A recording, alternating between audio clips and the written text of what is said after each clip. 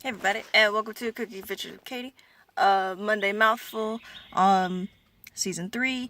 On today's episode, I've got to leave for work because I got to be an hour and a half away in the middle of the city.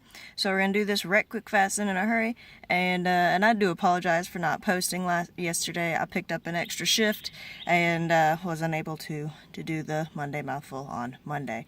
So with that being said, now since there was a three-way tie between cherries, blueberries, and peaches, cherries was the first one to be voted on, so that's what we're going to do this week. So there is a fallback if things like that happen. So cherries have. Let's move this up here.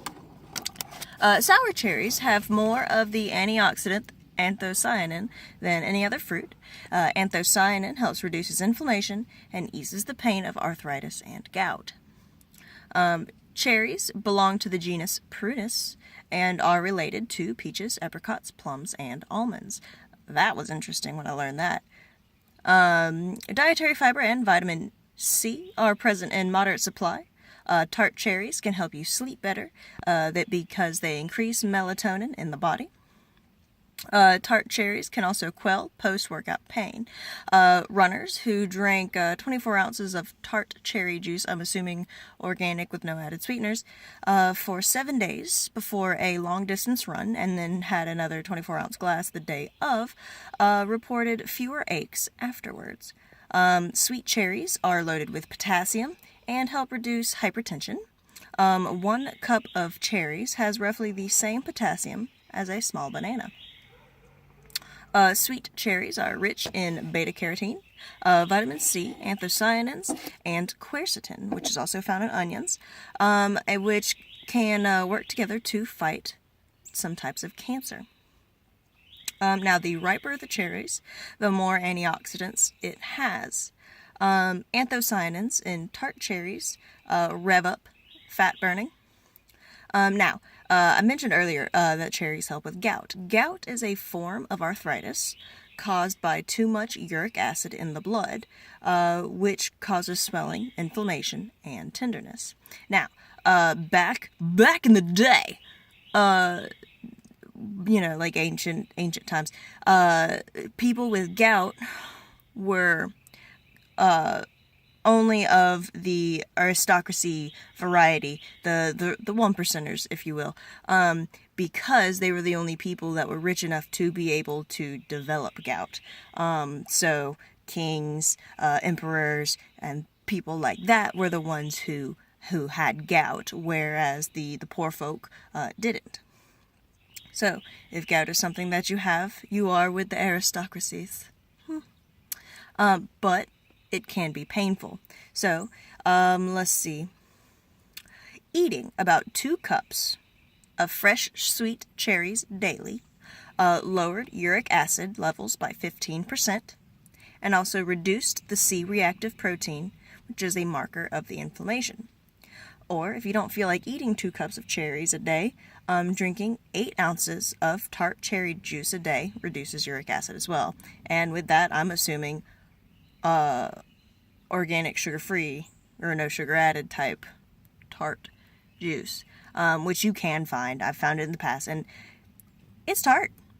It's tart. I was like, oh, I like cherries. This will be good. And I was like, it's tart. So, yeah, I would say taste-wise, go for eating the cherries. But, I mean, if cherries aren't your thing, 8 ounces really is not that big of a deal to just shoot down right quick, fast, and in a hurry.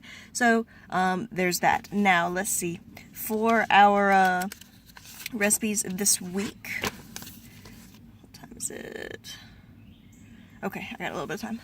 For our recipes this week, we have a choice of cherry tarts, cherry pie minis, so not just a pie, but mini ones, cherries jubilee, or cherry scones.